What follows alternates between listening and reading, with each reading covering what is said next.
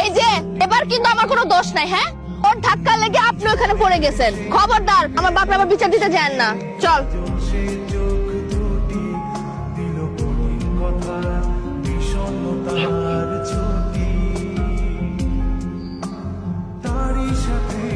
ভাইয়া দুধ কি পড়ে গেছে? কেমনে পড়লো? ব্যথাটা তো পাও নাই তো? দুধ পড়ে গেছে, যাবগা বাড়ি চলো, তাড়াতাড়ি আয়ো।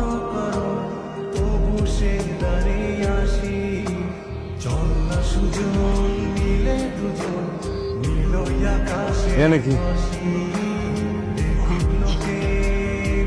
সাহস কত বড়! হ্যাঁ, আবার আমার বাপের কাছে বিচার দিছস? দিছস কে?